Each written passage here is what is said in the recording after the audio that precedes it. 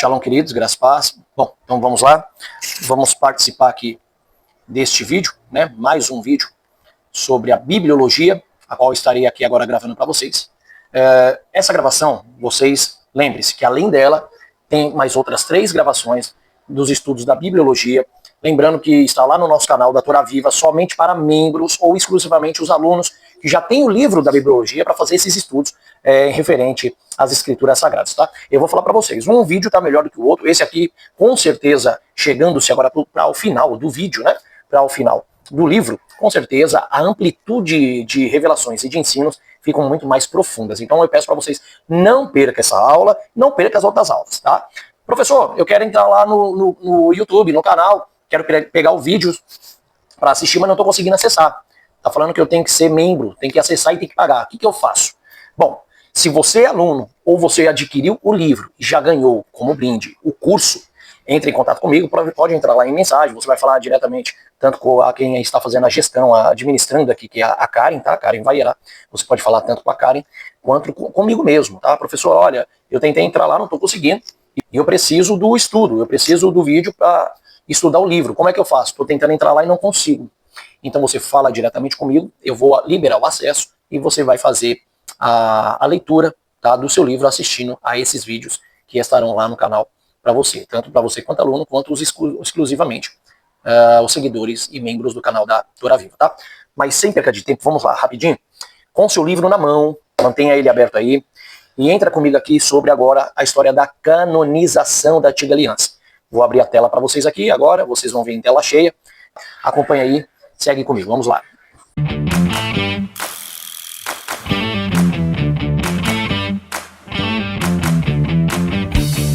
Bom, olha só, aqui vocês estão agora nessa parte do livro comigo, tá, sobre a canonização da Antiga Aliança. Vamos entender como que foi feita essa canonização, como ela foi aceita, como ela foi inspirada, como ela foi inserida, quem eram os seus portadores, quem eram os guardiões delas, onde começou, se é só uma pessoa, são várias pessoas, se elas canonizaram as escrituras sagradas. Então vamos trabalhar para agora compreender de uma forma mais profunda a canonização da Antiga Aliança, das Sagradas Escrituras, tá? Olha aqui só, olhando comigo aqui, ó. A canonização do Antigo Testamento foi um processo longo e complexo, tá? Por que longo e complexo? Porque não foi exatamente dentro de uma época exata, tá? Não foi num tempo exato, apenas por uma pessoa que foi o portador, o guardião e o canonizador de todas as Sagradas Escrituras. Até porque as Sagradas Escrituras são vários manuscritos que permearam dentro do Antigo Testamento, ou na épocas antigas, há vários escritores, tá? Inspirados por Deus, como os profetas, os escritos dos reis, as funções das crônicas dos reis, dos personagens particulares, como na história dos juízes, e também a coalizão, né, do sistema da nação de Israel, assim também como as manifestações da história, né, chamada de contexto histórico ou historiográfico, desde a época de Moisés. Tá? Quando você traz a história de Abraão, Isaac, Jacó, Moisés, José, Samuel, juízes, e assim os profetas e os seus escritos, sempre nessas épocas havia os seus escritores inspirados por Deus, e assim sendo utilizado essas escritas para serem guardadas, e elas sendo guardadas, seriam manuseadas e protegidas por algumas pessoas. E essas pessoas teriam a responsabilidade, como no exemplo das escritas de Moisés, que foi a responsabilidade pelo sacerdócio, né? Os sacerdotes, a tribo de Levi, sendo as responsáveis por guardar as escritas de Moisés. Tanto que eu vou trazer para vocês aqui, olha aqui, em Deuteronômios, do capítulo 31, a partir do versículo 9, tá? Então, veja só, para vocês terem um entendimento sobre a canonização, como ela começou, como ela iniciou, você vai ver o próprio Moisés, quando escreve todo o Pentateuco, no grego chamado 5 livros, ou a Torá, né, que é os 5 livros dentro das escrituras sagradas, que na verdade no hebraico é chamada de Humash, tá? Humash no hebraico vem de Hamesh, 5, tá? Então a palavra Humash são os 5 livros a qual Moisés, a Torá, escreve segundo a ordem divina, e o próprio Moisés ordena que Israel guardem as palavras que ele está sendo ali advertido, lançado, ensinado, ademoestado ao povo.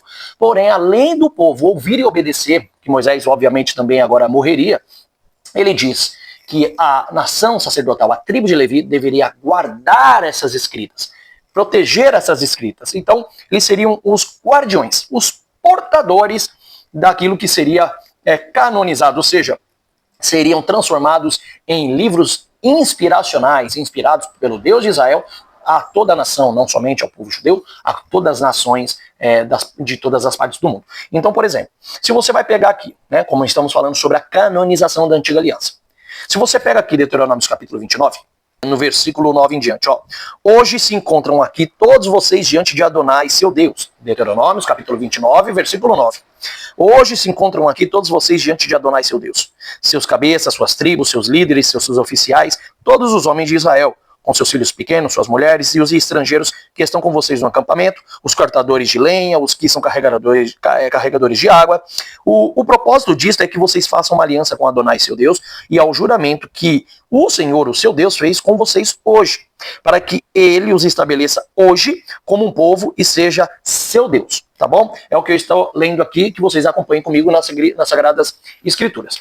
Então aqui ele continua dizendo o seguinte, versículo 13, para que ele os estabeleça como um povo e seja seu Deus, como ele disse a vocês e como jurou aos seus antepassados, no caso a Abraão, Isaac e Jacó. Isso está lá em Gênesis, no capítulo 15, a qual Deus faz essa aliança, ele firma a aliança numa visão que ele dá a Abraão, a qual firmaria com Abraão e a sua descendência. Que aliança é essa? Todos nós já aprendemos, eu já expliquei isso em alguns vídeos, vou repetir aqui mais uma vez, para que fique gravado e guardado na mente de vocês. A aliança que Deus faz com Abraão é a aliança de trazer agora a eternidade aos homens. Essa é a bendição, ou a bênção que Deus falou, que todas as famílias da terra seriam benditas em Abraão. É exatamente isso aí. Então, Abraão seria o portador, né, o homem que foi e é até hoje, através da linhagem de Israel, o portador, né, o precursor da eternidade que o homem tinha perdido lá no tempo de Adão. Ele vai ser o precursor que vai trazer na aliança com Deus essa eternidade de volta ao homem. E como que ele faria isso? Através do envio, ao qual Deus o enviaria, não só ele, mas como toda a sua linhagem, a sua descendência, até chegar em Jesus e Yeshua. Nós vemos isso lá em Gálatas capítulo 3, versículo 15. Paulo explica sobre isso, indica vocês lerem Gálatas 3 todinho, para vocês entenderem isso. Então aí Abraão vai fazer o quê? Vai estabelecer, vai trazer a aliança agora ao homem, de implantar de volta a eternidade que se perdeu e o reino de Deus que se foi afastado do homem. Quando o homem se afasta do eterno, quando o homem se afasta do Criador, que surge com idolatrias, criando outros deuses que nem existem, automaticamente, então eles afastam o reino de Deus e perdem a oportunidade de ter a eternidade em suas vidas, a qual não morreria, não sofreria, não teria dores nem doenças, mas permearia a sua vida com muita vida eterna, ou seja, uma eternidade que estaria dentro do homem. Então, agora Abraão tem essa aliança de trazer a eternidade de volta ao homem e de trazer exclusivamente ao homem o único Deus que estabelece um único reino, um único Deus, um único rei, teocraticamente dizendo Deus dentro da teocracia, ele era o rei de Israel, não era o ser humano, então teocraticamente Deus era rei, divinamente ele era o único Deus de Israel, e é até hoje, obviamente, de forma por isso que somos monoteístas, e também agora o único ser que criou a eternidade e já tinha estabelecido no homem, faz que o homem agora perca. Na verdade, Deus não fez que o homem perdesse, né? O homem perde pela sua própria vontade e concupiscência carnal de praticar aquilo que era de acordo com as suas vontades carnais, aonde o seu desejo, as suas dúvidas, as suas curiosidades e as suas intenções de cometer atos que era contra a lei de Deus, como Adão faz ele perder a sua eternidade. Então Deus quer trazer isso de volta. E ele começa essa aliança com Abraão. Então é essa aliança que Moisés, não só Moisés, mas como Samuel, como Eliseu, Elias, os profetas maiores, os menores, os reis, toda a escritura vai falar dessa aliança. Ela começa lá em Gênesis. Então quais são os pilares principais da aliança? Deus como único criador, que não há outro nem além, nem antes dele, nem depois dele se formará, como ele diz. Está lá em Isaías isso, no capítulo 42, 45, 44. Isaías fala muito sobre isso. O próprio Isaías não, né? Na verdade, Deus usando a boca de Isaías, né? Que ali está escrito, assim diz o Senhor, Vayomer Elohim, Vayomer Adonai. Então, diz o Senhor, né? Então, o que acontece? Os três pilares mais importantes é saber que o Deus de Israel é o único Deus, que a eternidade tem que ser reestabelecida no homem, e que o homem tem que receber de volta o reino de Deus que se afastou dele. Então, esses são os três pilares importantes dos planos de Deus. Então, esses são os três pilares importantes nos planos de Deus, de volta de volta ao homem, e que trará de volta isso a toda a humanidade, começando por Israel. Então Moisés chamou todo o povo de Israel lá e disse, né, vocês viram viram tudo que o Adonai fez ao faraó diante dos seus olhos na terra do Egito. E aqui eu peço que vocês façam a leitura. Eu não vou fazer toda a leitura completa, mas eu quero que vocês leiam Deuteronômios, capítulo 29, todo, até o capítulo 31, tudo. Mas o foco para vocês entenderem sobre a relação da canonização está exatamente aqui no capítulo 31, do versículo 9 e 10, que diz assim, ó: depois disso Moisés escreveu esta lei, esta Torá, e as entregou aos sacerdotes, os descendentes de Levi, que a levaram a arca da aliança a Adonai e a todos os líderes de Israel. Moisés lhe deu esta ordem: ao fim de 7 anos, durante a festa de Sucot e dos Tabernáculos, no ano de Shemitah, quando todo o povo de Israel estiver na presença, de Adonai, no lugar que ele escolher, leiam esta lei, esta Torá na presença de todos Israel, para que o ouçam. Reúna o povo, os homens, as mulheres, os pequenos e os estrangeiros que vivem em suas cidades, para que ouçam, aprendam, temam o Senhor, o Deus de vocês, e cuidem de obedecer a todas as palavras desta Torá, desta lei. E para que os seus filhos, que não conhecem, ouçam e aprendam a temer Adonai, o seu Deus, enquanto viverem na terra que possuirão através do Iardém, ou Jordão. Então, você vê que o próprio Moisés, Deuteronômio, capítulo 31, do versículo 9, já está dizendo lá no começo, no ano 1450 a.C., já começa nos primórdios a canonização, a inspiração de Deus ao homem, começando por Moisés, que ele escreve, dá isso nas mãos dos sacerdotes, e o sacerdote agora tem as responsabilidades, A tribo de Levi, os sacerdotes, os Kohanim, têm a responsabilidade de ser os portadores, guardiões, que guardassem, compilassem, fizessem cópias dessas escritas e também transmitissem aos ouvidos de todo o povo de Israel os ensinos de Deus, que foi dado essa instrução, essa Torá, a Moshe Rabbeinu, a Moisés, o grande mestre Moisés, tá bom? Então vocês veem que a canonização começa por ali. Começa por Moisés as escritas, inspirada por Deus, e entregue na mão dos sacerdotes, os Kohanins, tá ok? Então por isso que a canonização do Antigo Testamento, olha só, agora eu vou trazer vocês, vou abrir a tela aqui, presta atenção, vamos acompanhar. Então, enquanto eu estou trazendo, tá? Enquanto eu estou trazendo para vocês na tela também, vai acompanhando no livro, tá bom? Vai lendo aí o seu livro, vai acompanhando e vai tendo, aproveitando caneta e caderno na mão para sempre estar marcando tudo aqui, tudo aquilo que eu estou passando aqui a vocês, ok? Então vamos lá, continuando. A canonização do Antigo Testamento foi um processo longo e complexo, que envolveu várias etapas e comunidades ao longo dos séculos. Não há um único grupo ou um momento que possa ser apontado como o responsável exclusivo pela canonização, mas podemos identificar os principais responsáveis e fases do processo, especialmente no contexto do judaísmo, já que o Antigo Testamento tem origem judaica. Por que eu digo que essas fases do processo de identificar os principais responsáveis e entender a canonização das Sagradas Escrituras, alguns dizem Antigo Testamento, outros dizem Antiga Aliança, eu prefiro dizer Sagradas Escrituras Atenar. Por que eu digo que essa fase do processo de identificar os principais responsáveis são de forma especialmente lançada dentro do contexto do judaísmo, já que o Antigo Testamento tem origem judaica? Porque é dentro do contexto judaico, dentro da leitura hebraica, dentro da linguística hebraísta, é que você vai entender as Sagradas Escrituras, a transmissão do que Deus está trazendo, está dizendo, falando ao seu povo, começando com Moisés e assim também com toda a nação de Israel, para que o povo tivesse uma compreensão mais apurada e mais profunda. Olha só, para eu continuar melhor para vocês aqui, veja só, por exemplo, se você pegar próprio Paulo nas suas epístolas, fala que ao povo de Israel pertence os oráculos, assim como o Messias, as promessas, pertence a eles. Então o povo de Israel já tinha esses oráculos, eles são responsáveis por esses oráculos. E por eles serem responsáveis por esses oráculos, ou seja, as escrituras, as sagradas escrituras, as sagradas palavras de Deus dadas ao homem, o homem escreveu segundo a ordem de Deus. Você leia isso lá em Êxodo, por exemplo, no capítulo 17, Deus ordenando Moshe para que faça isso, escreva no livro tudo aquilo que eu te ordenar. Então você vê que Moisés escreve o que Deus ordena. Então o próprio Deus fala, o homem apenas colabora de transmitir, materializar a escrita daquilo que espiritualmente Deus transmitiu a eles. Outra coisa, alguns perguntam, mas como eu tenho certeza que foi Deus que transmitiu? Através das próprias experiências, através das próprias condutas de Deus em ação espiritual, sobrenatural, que se manifesta, na verdade, até o dia de hoje. Se você tem alguma desconfiança, basta simplesmente você fazer um teste, e Deus mostra com uma experiência viva de que é real, que é verdadeiro, esse único Deus que se manifesta entre a humanidade, assim como se manifestou a Moshe, a Moisés e ao povo de Israel ali no meio do deserto, tá? Então, quando eu digo que esse contexto está dentro do foco do judaísmo, e já que o Antigo Testamento tem origem judaica, é porque ao povo de Israel foi dado os oráculos da palavra de Deus, né? Ao povo de Israel que pertence às escrituras sagradas, né? Por exemplo, vocês vão ver comigo aí em Romanos, capítulo 3, do versículo 1 em diante, Paulo vai dizer assim, ó, olha só, que vantagem pode haver então em ser judeu? Ou que utilidade existe na circuncisão? Isso aqui é palavras de Paulo, tá? Paulo escrevendo, não é Paulo falando, é Paulo, tá?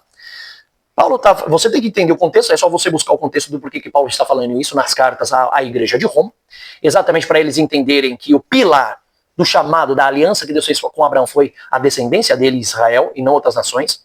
Então as grandes revelações mais explícitas e abertas, nítidas, dada de Deus como orientação, mandamento e preceitos, foi dado a Israel e não a outras nações. Então obviamente que eles são os possuidores dos grandes oráculos de Deus. Aí alguns podem dizer, mas poxa professor, por que se Israel tendo tanta sabedoria, tanto conhecimento da palavra de Deus, por que viveu pecando?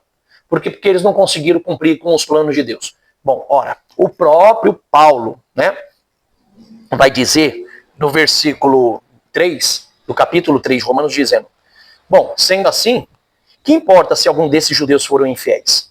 A infidelidade desses judeus conseguiria anular a fidelidade de Deus?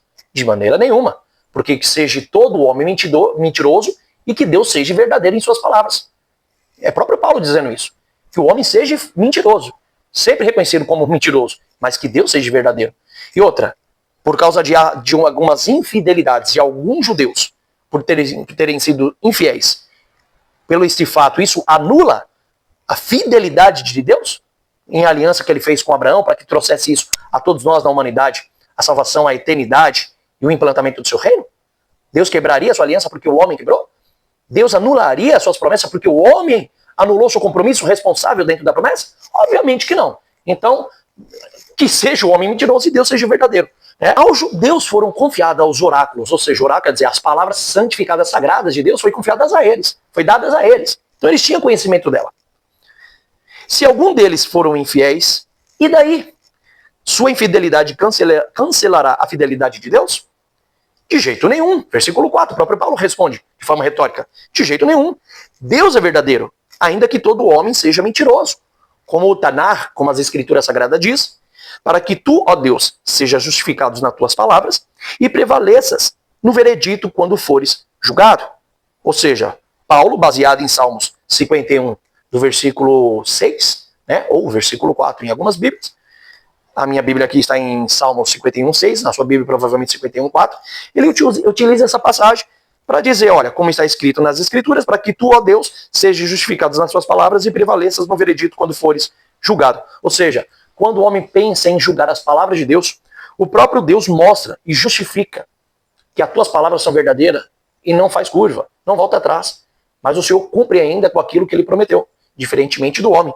Por isso que Paulo vai dizer que Deus é verdadeiro ainda que todo homem seja mentiroso. Então que o homem seja reconhecido como mentiroso, mas Deus continue sendo verdadeiro, porque a infidelidade do homem não desfará a fidelidade das promessas de Deus feitas a Abraão, que todos nós seremos abençoados, recebendo de volta a eternidade e o implantamento do reino desse Deus sobre a terra. Sabendo que esse Deus é o único Deus que existe entre os céus e a terra e não há outro igual a ele. Então esse é os três pilares que temos aqui de entendimento, de ensino do que é a aliança de Deus, as promessas de Deus e as suas sagradas escrituras.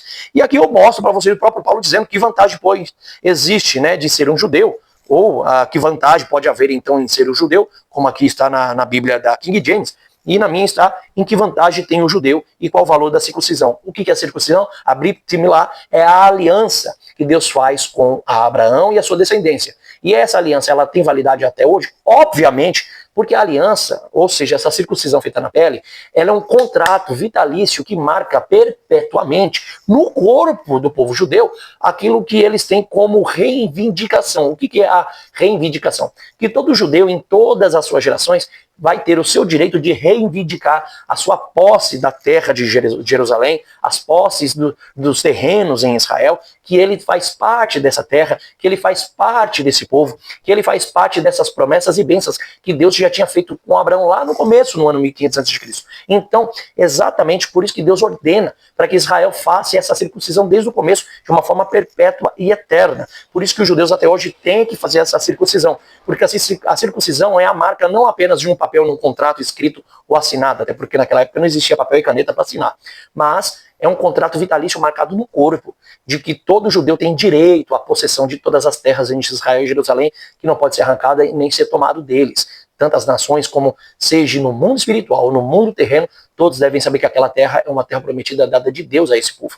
Então, por isso que hoje em dia, aqueles que são de famílias ou descendências judaicas, ou que nem sabia que era, mas acaba descobrindo a sua descendência judaica, que tem a linhagem, o seu DNA judaico, que querem voltar às raízes de Jerusalém, seguir as escrituras segundo a fé e as promessas da Abraão pelo Deus de Israel, então eles fazem a circuncisão. E por isso que muitos hoje, as sinagogas judaicas messiânicas e até as ortodoxas, em qualquer judeu da parte de qualquer lugar do mundo, quando tem a sua descoberta que realmente confirma que ele é um judeu, então ele faz a circuncisão. Por que ele faz a circuncisão? Porque a circuncisão não é apenas uma aliança do implantamento do reino de Deus, ou trazer a eternidade através do homem, dessa aliança, desse pacto que Deus fez com Abraão, mas também de confirmar que esse judeu tem direitos às terras que estão em Israel e Jerusalém. Por isso que mesmo que Deus envie a Yeshua, mesmo que Jesus, o Mashiach, o nosso Messias, venha e retorne, pelo menos todo judeu já mostra que ele, sendo um judeu, tem direitos de estar na terra, que aquela parte daquela terra, uma parte daquela terra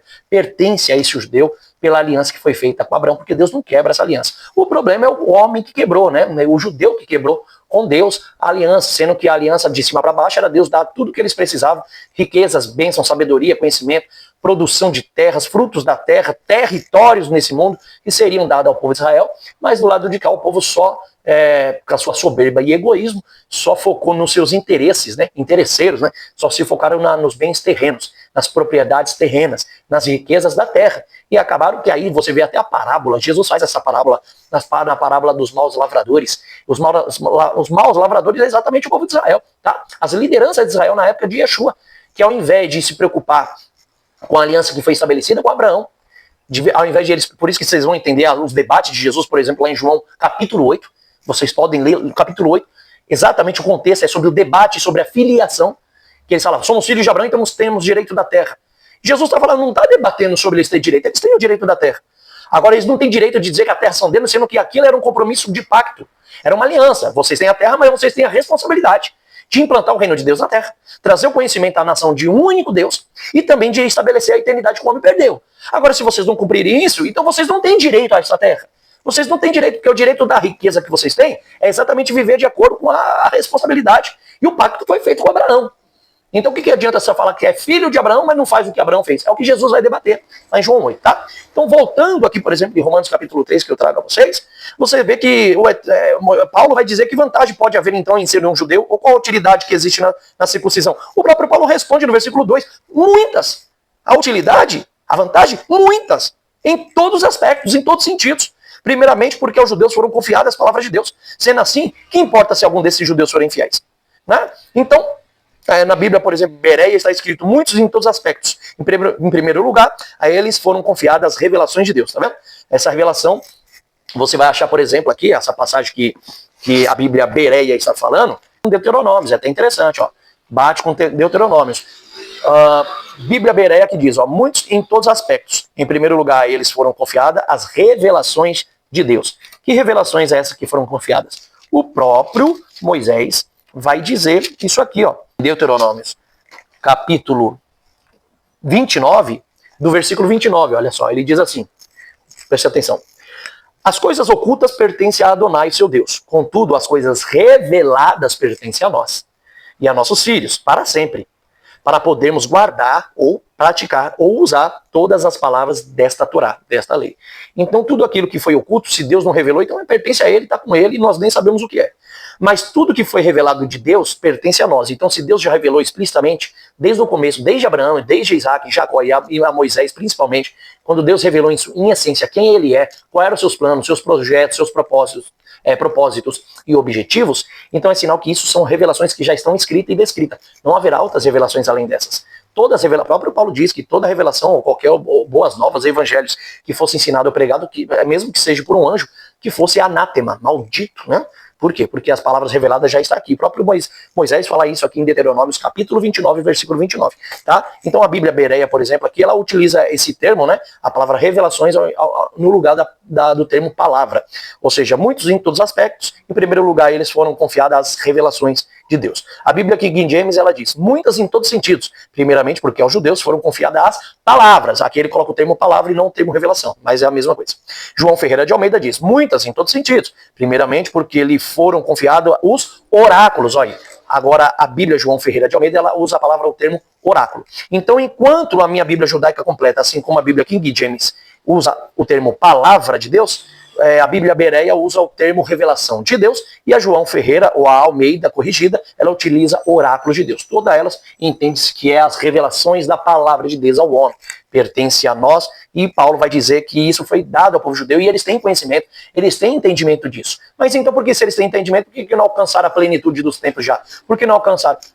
Por causa das suas infidelidades, e nem de todos, tá? De modo geral, nem todos. Mas a boa parte, infelizmente, dos judeus foram infiéis a essa aliança. Se preocuparam só com seus prazeres, desejos, vontades carnais, de tomar aquilo que não são deles. Jesus vai usar isso lá nas parábolas dos maus lavradores, mas não se preocuparam realmente com a aliança que Deus tinha feito com Abraão.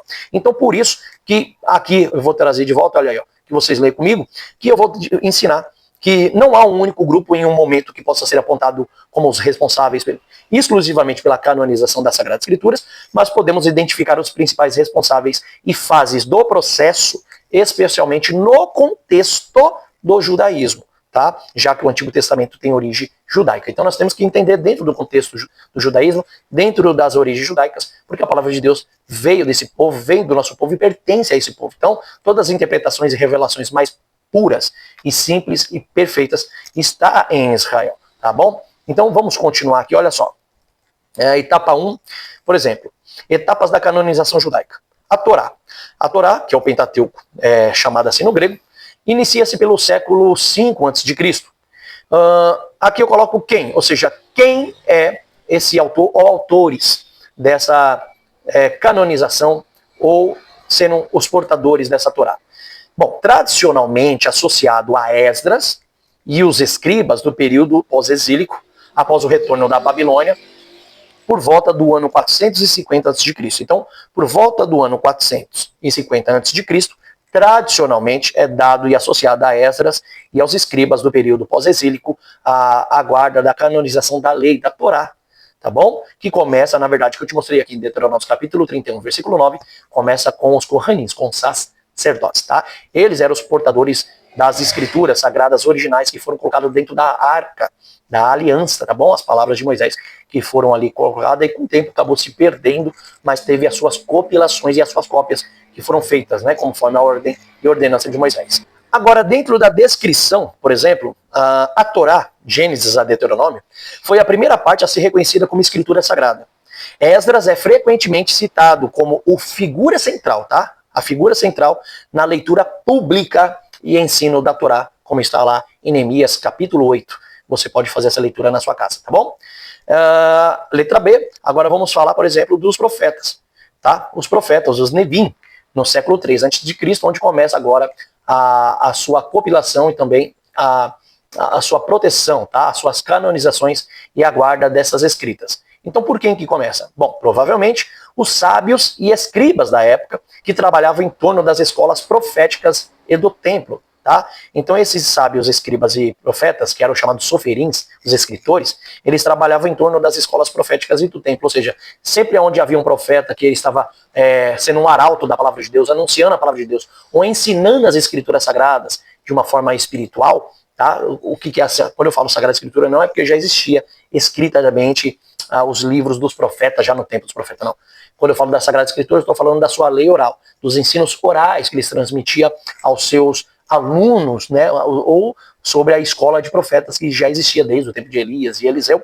Então, onde havia um profeta, onde havia um grande mestre, um grande rabino e sábio transmitindo a palavra de Deus, sempre havia um soferim, um escriba sentado do lado, escrevendo, que era o seu trabalho de copiar e transcrever e trazer e traduzir isso ao povo daquilo que Deus transmitia, tá bom? Então, provavelmente, os sábios e escribas que trabalhavam em torno das escolas proféticas e do templo eram os que eram portadores dos livros antigos, ou seja, dos manuscritos antigos dos profetas, tá bom? A descrição que eu deixo aqui, ó, inclui os livros históricos como Josué, Juízes, Samuel e Reis, que eram os profetas anteriores, além de Isaías, Jeremias, Ezequiel e os 12 profetas menores, conhecidos como os profetas posteriores, tá? Então, essa é a descrição desses livros que estavam sendo descritos nessa época do século III a.C. e sendo canonizados e inspirados por Deus e guardados pelos sábios e escribas, provavelmente, tá bom? Agora, a parte C, nós vamos para o Ketuvim, os escritos, que começa agora do século I, né? Ou, na verdade, vai até o século I depois de Cristo. Bom, quem eram os canonizadores, os portadores dessas escritas, os guardiões dessa época? Não há um nome específico, tá? Mas a comunidade judaica, especialmente os fariseus e rabinos, eles tiveram um papel central, muito importante, na guarda, na proteção dessas escritas antigas e também na sua compilação, na sua cópia e transmissão dessas palavras, tá bom? A descrição, esta foi a última sessão a ser canonizada, tá bom? Por isso que é chamada de Tanakh, Torá, Nevim, Ketubim. Os escritos, elas foram a última sessão a ser canonizada. E inclui os Salmos, Provérbios, Jó, Esdras, Esdras e Neemias, na verdade, era um rolo só de escrito, tá bom? Então era Salmos, Provérbios, Jó, Daniel, Esdras, Neemias e Crônicas, sabendo que Crônicas também era um rolo só, que depois foi separado em 1ª e 2ª Crônicas, 1ª e 2ª Samuel e etc. O status canônico de alguns desses livros, como Cânticos dos Cânticos e Eclesiastes, foi debatido até o final do século I depois de Cristo, tá? Então o status canônico de alguns desses livros aí, como Cântico dos Cânticos e Eclesiastes, foi debatido até o final do século I, tá bom? Bom, agora nós temos aqui o 2 também, o Concílio de Jânia, ou Yavne, no ano 90 depois de Cristo. Quem foi esse concílio e por quem foram formados, que se tornaram também um dos portadores da canonização e da inspiração, compilação e transmissão das Sagradas Escrituras. Esses são os rabinos fariseus, tá bom? Reunidos após a destruição do Templo de Jerusalém, o segundo templo. E a descrição é o seguinte: embora o Concílio de Jânia não tenha sido uma canonização oficial, lá no Concílio da Septuaginta, não tenha sido uma canonização oficial, ele pode ter consolidado a aceitação dos livros que hoje formam o Tanakh judaico, tá? Equivalente ao Antigo Testamento protestante. Livros como Cântico dos Cânticos, Eclesiastes e Esté foram debatidos, mas confirmados como parte do cânon das Escrituras. Então, essa parte, por exemplo, do Cântico dos Cânticos, né? Shir HaShirim, no hebraico chamado, Eclesiastes e Esther, tá? Eles foram debatidos num certo período, mas porém depois foram confirmados como parte do cânon, inspirados por Deus. E como que eles chegaram a esse consenso de confirmação? Primeiro, eles dizem que realmente pela instrução e oração e tefilim que eles faziam, as suas tefilatot, as suas orações ao Criador, para que Deus os inspirasse, e também pela sequência, né, pela sequência de ensinos que está dentro dos Cânticos dos Cânticos, dentro de Eclesiastes, dentro do livro de Esté, ainda que o livro de Esté não fale explicitamente o nome de Deus ali, dentro do seu período persa, né, ao qual eles estavam ali como aprisionados, né, na verdade, né, como deportados nessa época do Império Aquemênida, Império Persa. Por mais que eles não falavam o nome de Deus, o livro de Esté traz grandes ensinos, né, e até assombrosos, da manifestação de Deus ao livramento que você tem ali sobre a história de Amã, né, a qual tentaria enforcar o povo judeu, e aí Deus vai usar Mordecai, ou Mardoqueu, o tio de Esté, para ser ali agora o objeto, o instrumento de Deus, para trazer o livramento e a salvação do Deus de Israel sobre aquele povo. Não só isso, mas também através dos jejuns e orações que eles faziam ao Criador naquele momento, pedindo a graça e misericórdia para que alcançassem o livramento de que Israel não fosse uma nação extinta, a qual Deus também não permitiria, porque Deus tinha feito uma aliança de que cuidaria da linhagem e descendência de Abraão, não é verdade? Bom, vamos continuar aqui, olha 3, a Septuaginta e os deuterocanônicos. A Septuaginta, a LXX, é uma tradução grega do Antigo Testamento, tá? Feita por judeus em Alexandria, no Egito, entre os séculos 3 e 1 a.C. Incluía os livros não aceitos no cânon hebraico, né, como Sabedoria, Eclesiástico, Tobias, Judite, 1ª e 2ª Macabeus. E esses livros foram mais tarde adotados por cristãos, particularmente católicos e ortodoxos, como chamado deuterocanônicos, ou seja, eles disseram que mais tarde a palavra deutero, posteriormente foram canonizados depois dos primeiros que já tinham sido estabilizados pela nação de Israel, pelos grandes mestres rabinos, como os canônicos e inspirados por Deus, que é as Sagradas Escrituras. Então, mais tarde, particularmente esses católicos e pais da igreja ortodoxos, eles vão também fazer um deuterocanônico, eles vão determinar uma canonização posterior dos livros como Sabedoria, Eclesiástico, Tobias, Judite e 1ª e 2ª Macabeus. Porém, sabedor de que a própria igreja, o próprio movimento do cristianismo protestante e os judeus não aceitaram e não reconheceram como inspirados por Deus e canonizados esses livros, como Sabedoria, Eclesiástico, Tobias, Judite, 1ª e 2ª Macabeus. E aí tem uma explicação do porquê, na verdade, né?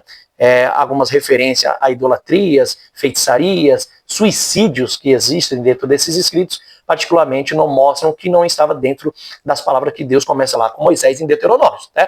Deus revela a Moisés, se revela explicitamente em essência quem ele é, revela suas palavras, suas leis, exatamente para que eles tivessem vida longa através dessas leis de Deus, porque a lei de Deus é uma ferramenta que te deixa muito tempo vivo nessa terra realmente, até por isso que eu falo que a palavra de Deus ela é sobrenatural, tá? Ela é sobrenatural, não é apenas uma regrinha de leis antigas, mas são leis que até hoje surtem efeito quando você pratica, tá? Quando você põe em prática, ela mostra realmente uma resistência de poder de Deus, onde faz a sua vida realmente prolongar sobre essa terra, e a intenção de Deus, obviamente, é que você tenha muitos anos e anos de vida, e que a sua família também prospere, cresça, produza grandes famílias e filhos, para que essas descendências mantenham-se dentro do padrão da aliança que Deus fez com Abraão, lá em Gênesis, do capítulo 12 ao capítulo 17, tá bom? Vamos continuar aqui.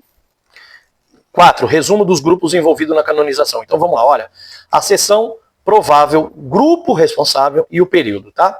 Seção, Torá. Então a Torá, os 5 primeiros livros, a seção da Torá, provavelmente os grupos responsáveis pela sua canonização, inspiração e guarda desses manuscritos Esdras e os escribas da época, por volta do século V a.C., que esse era o período.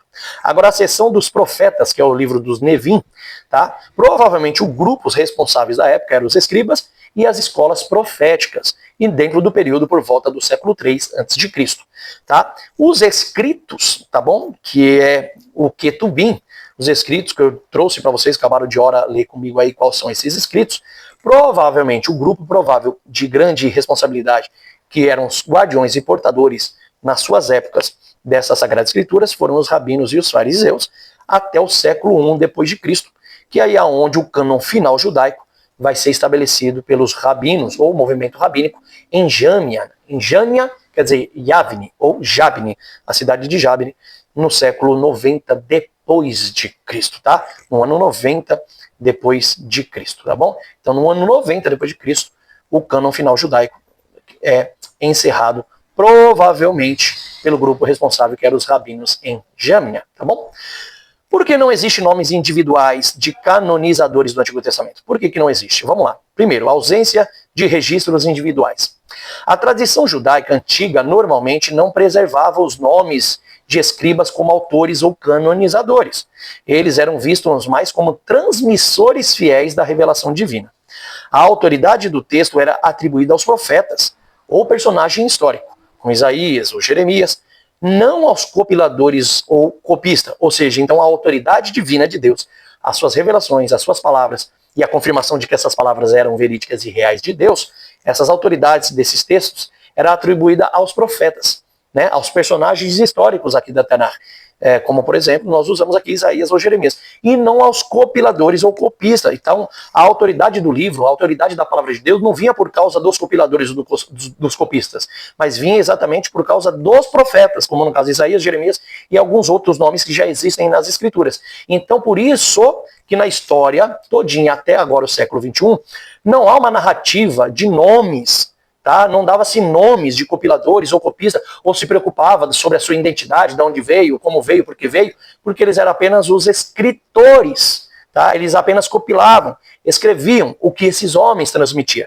Então a verdadeira fonte de poder e autoridade estava na boca desses profetas e desses personagens bíblicos, e não em si dos compiladores ou copistas, e por causa disso existe a ausência de registros individuais, de nomes individuais daqueles que escreveram tais escrituras e fizeram as suas cópias, tá bom? Continuando na página 33, escolas e comunidades, não indivíduos. Bom, a transmissão e preservação dos textos, presta atenção, a transmissão e a preservação desses textos proféticos no período pós-exílico e helenístico foi feita por comunidades religiosas, tá? Especialmente pelas escolas de escribas ligadas ao templo, tá bom? Vai pra lá, filho, vai. Pera aí, filho, o pai tá falando aqui, vai lá, filho, o pai tá dando aula, vai lá. Então essas escolas de escribas ligadas ao templo era o movimento, como do movimento que eu disse a vocês, do Soferim, os escribas, que surgiram no período persa e continuaram até o período helenístico. Mais tarde, os fariseus, para quem não sabe, em outros vídeos eu explico sobre o que é o helenismo, tá? No tempo do macedônio, né, dos grandes imperadores de Macedônia, como por exemplo, do rei grande ali, chamado Alexandre o Grande, tá bom? Na época da Macedônia, onde eles iniciaram o movimento helenístico. A palavra helenístico de Elas, da cidade de Elas, que eram os helenos, onde surgiu as grandes escolas filosóficas, e aí nasceria a forma escolástica, né, dentro de escolas onde alunos e professores se encontravam para conhecimentos e estudos gerais da filosofia, da existência, da biologia, de tudo que envolve a ciência e a humanidade, tá bom? Então, continuando aqui, ó, mais tarde os fariseus do século II a.C. em diante herdaram e sistematizaram esse papel, preservando e discutindo os textos sagrados.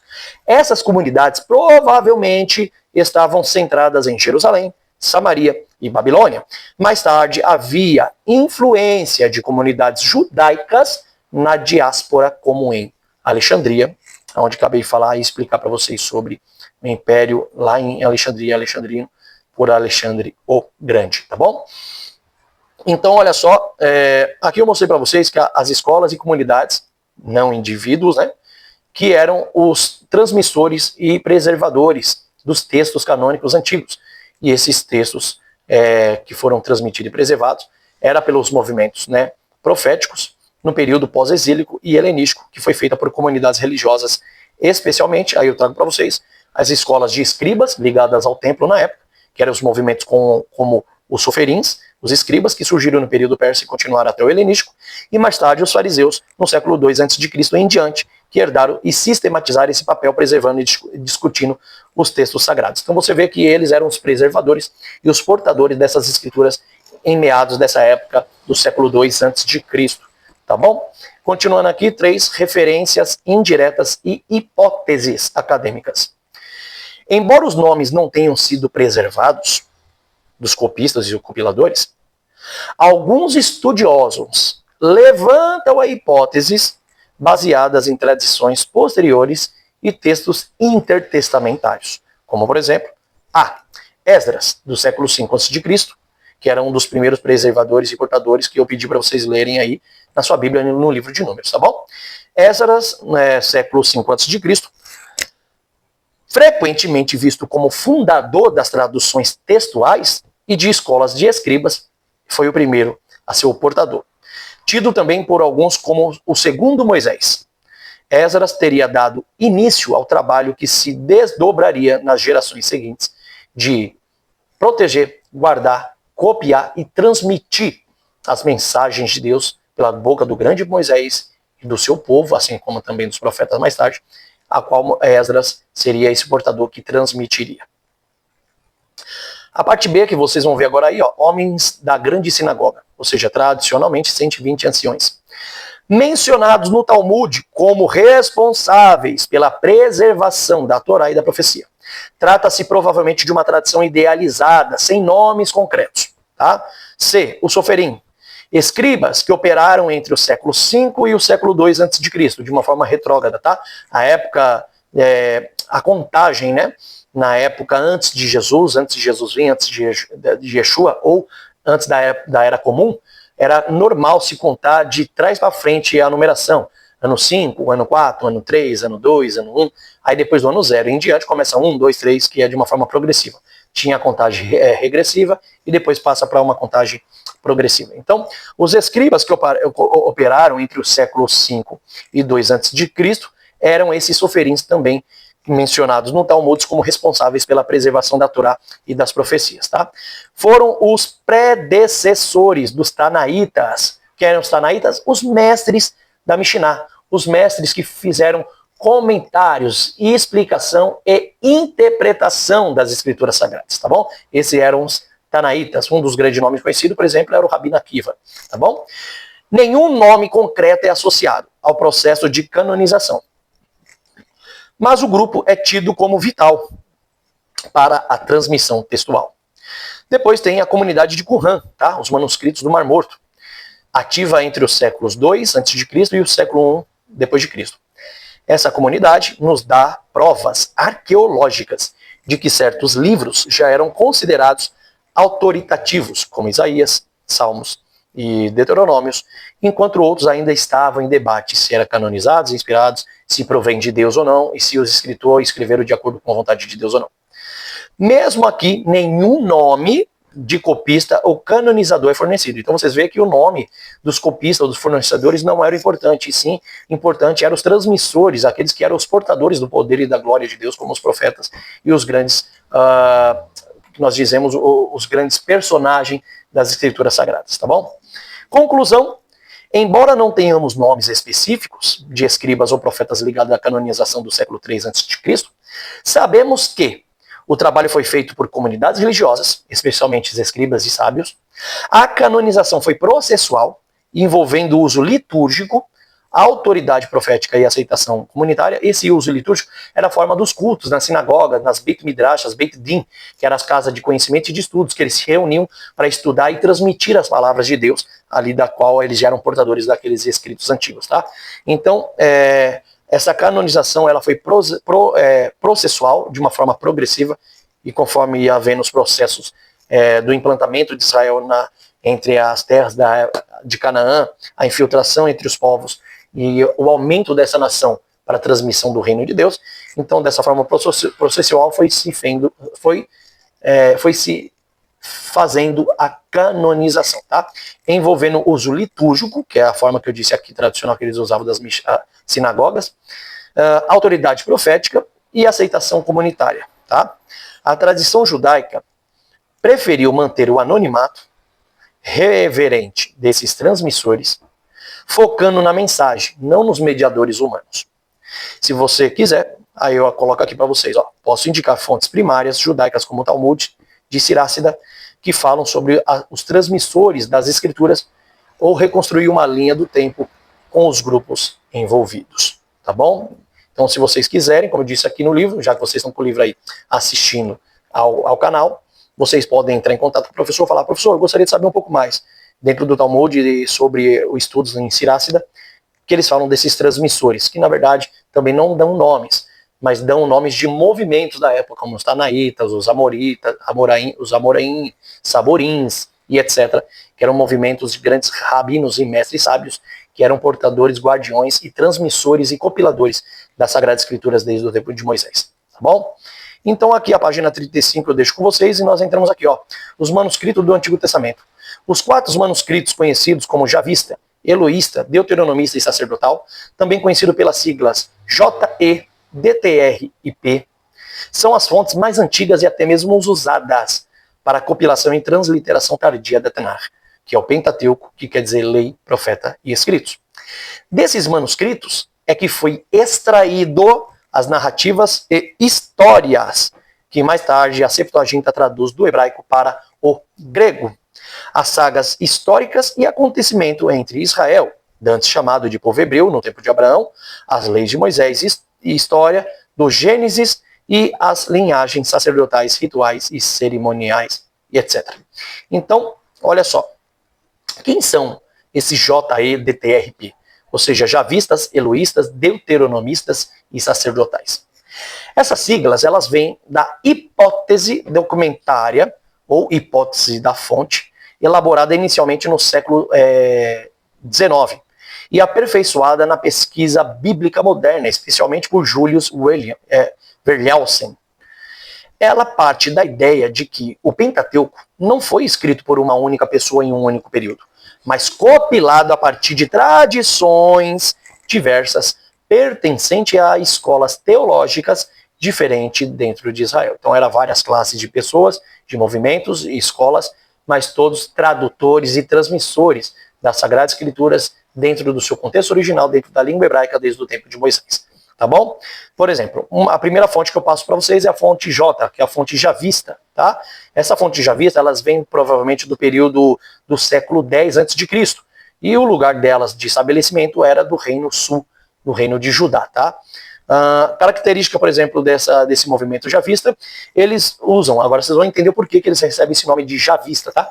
Eles usam o nome divino do Yud-Heh-Vav-Heh desde o início, antes do Êxodo 3.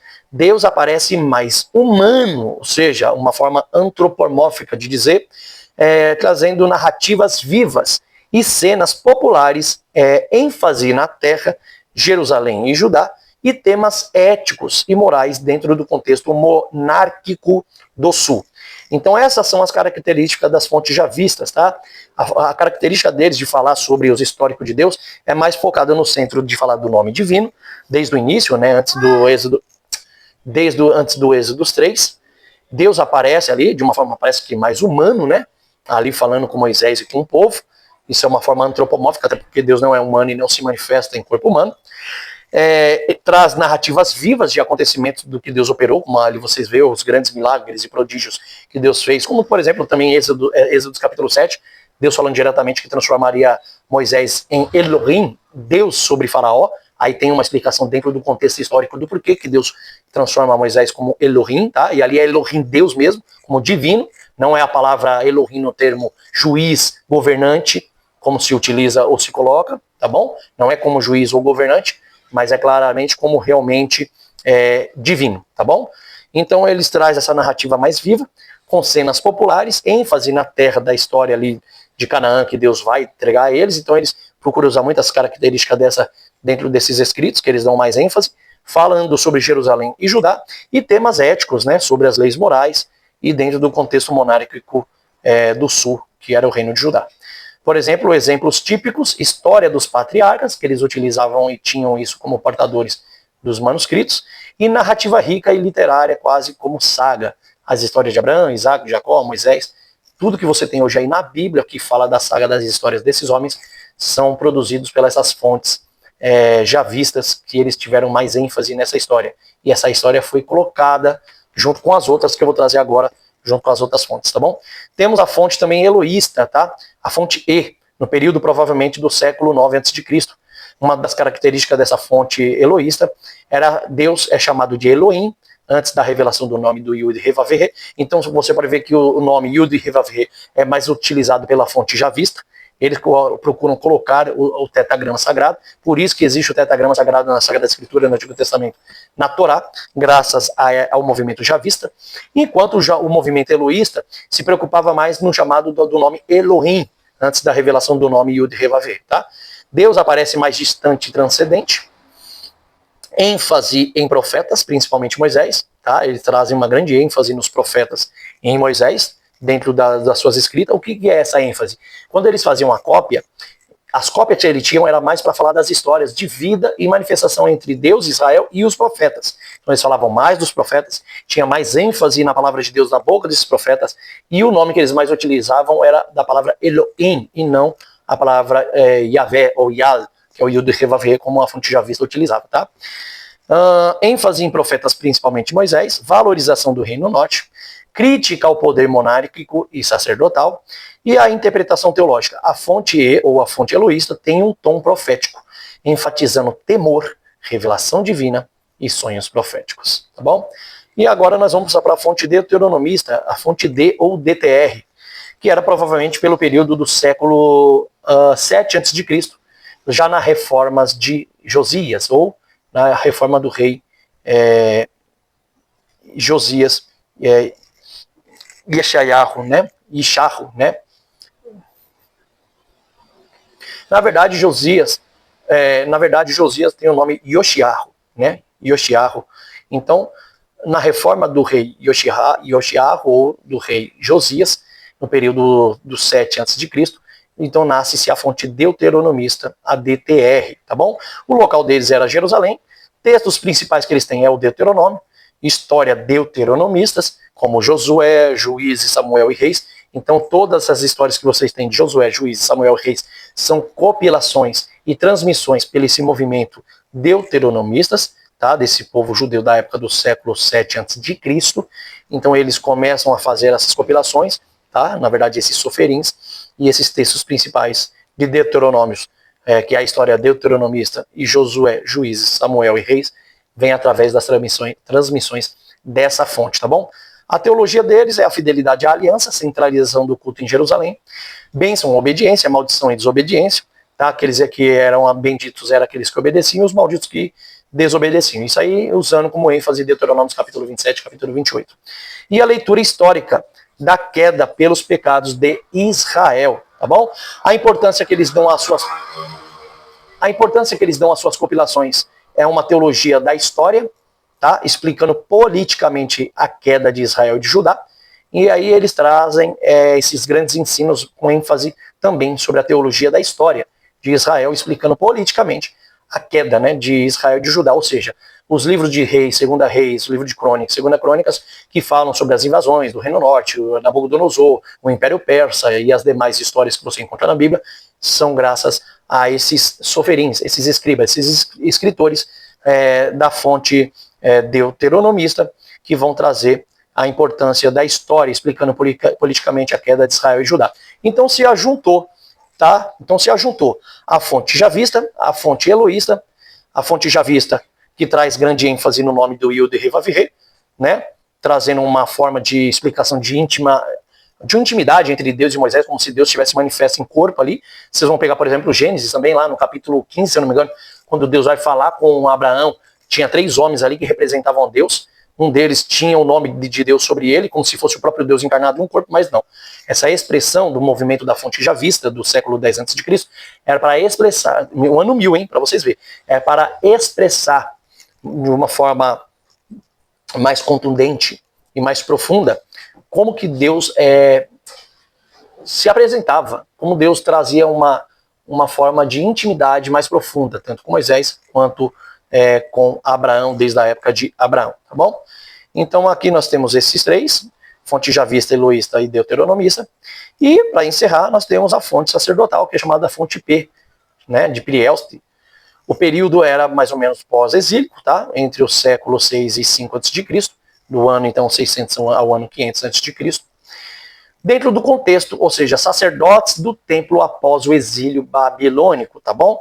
Então, no contexto aqui, o período dessa fonte sacerdotais, que era do movimento da tribo de Levi, no contexto eram sacerdotes do templo, que estavam ali após o exílio babilônico, que ainda se escaparam e ainda conseguiram sobreviver para se manter vivos a servir a Deus no segundo templo que se levantaria.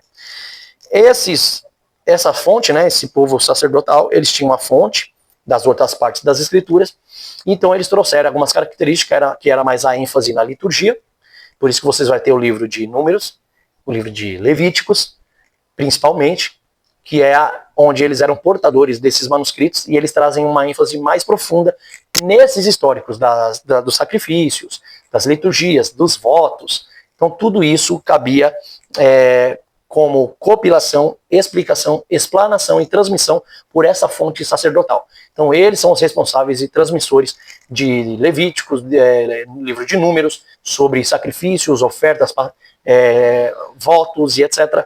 Tudo eram eles que escreveram, compilaram e transmitiram, a qual chegou a essas páginas até vocês, tá bom? Então uma das características é essa ênfase na liturgia, genealogia, a genealogia que você conta no livro de Números, né, de toda a genealogia sacerdotal, da genealogia das tribos, o nome dos líderes, são graças a essa fonte sacerdotal que escreveram, prepararam naquela época pelas palavras de Moisés, deram ênfase a isso, e eles colocaram nos manuscritos ao qual chegaram para nós nos dias de hoje. Então tem a ênfase na liturgia, nas genealogias, leis sacerdotais, pureza ritual, calendário festivos e estrutura cosmológica ordenada, tá bom?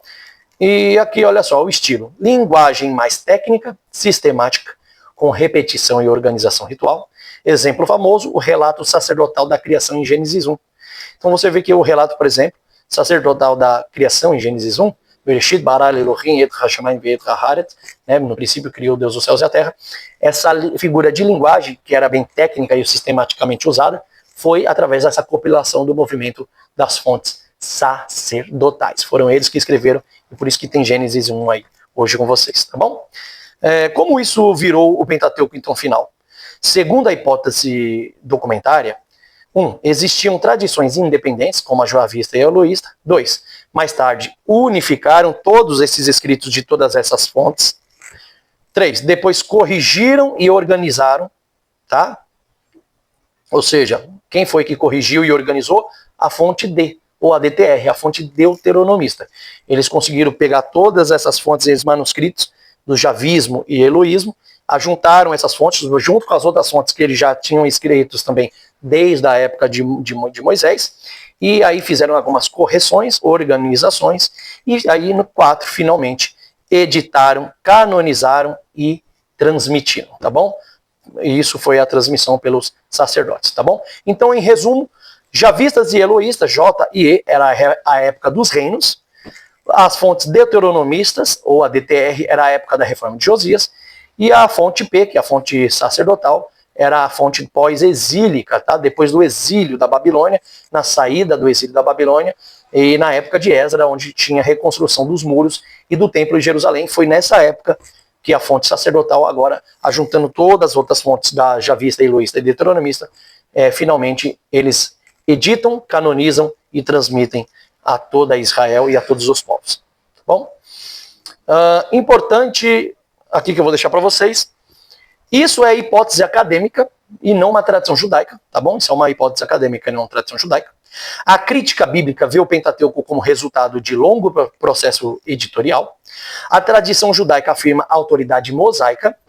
E teologia cristã tradicional, igualmente, segue Moisés como o autor principal. A hipótese não pretende negar a fé, mas investigar processos históricos e literários do texto, para se entender realmente a canonização como veio, de onde veio e por quem veio, né? A transliteração tardia, ou seja, a redação final, segundo a academia, boa parte do texto foi padronizado e reeditado na época pós-exílica, ou seja, na época pós-exílica, na saída do do primeiro templo da destruição ao segundo templo, no templo de Zorobabel, tá? Boa parte do texto ele foi padronizado e reeditado na época pós-exílica, quer dizer, muitos séculos antes ainda de Cristo. Esdras e os escribas tiveram um papel crucial nisso, tá bom? Por isso que eu falei para vocês lerem Neemias capítulo 8. Muitos elementos foram unificados em aramaico e hebraico tardio. Por quê? Porque houve uma mistura de línguas no tempo da Pérsia. Houve uma mistura, na verdade não é na época de 586 a.C., tá? Na época do rei da Babilônia ainda por cima.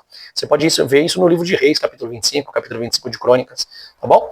Muitos elementos foram unificados em aramaico e hebraico tardio. O texto passou por fases de copistas e escolas editoriais, daí as diferenças linguísticas, repetição de histórias e múltiplos nomes divinos. Então, em resumo, fonte, período, região e ênfase. Fonte Javista, o J, período do século X a.C., região Judá, e ênfase mais no nome de Yahvé, o Yud-Heh-Vav-Heh, e a narrativa histórica desde Gênesis, no tempo de Abraão. Fonte Eloísta, do século IX a.C., a região era Israel, e a ênfase era mais nos profetas e o temor e sonhos, tá? E sonho que se dava no período. Essa palavra sonho é mais questão de visão. Então, a fonte Eloísta falava-se nos escritos mais com ênfase sobre os profetas, as palavras de Deus pela boca dos profetas, e sobre sonhos, visões e revelações de Deus a este povo. A fonte deuteronomista, ou a DTR, a fonte D, do século 7 a.C., tem a sua região em Jerusalém, e a ênfase deles era mais sobre a aliança e centralização de Deus no meio do povo, e o povo no meio de Canaã, como objeto de instrumento de Deus, e a propagação das boas novas do Eterno.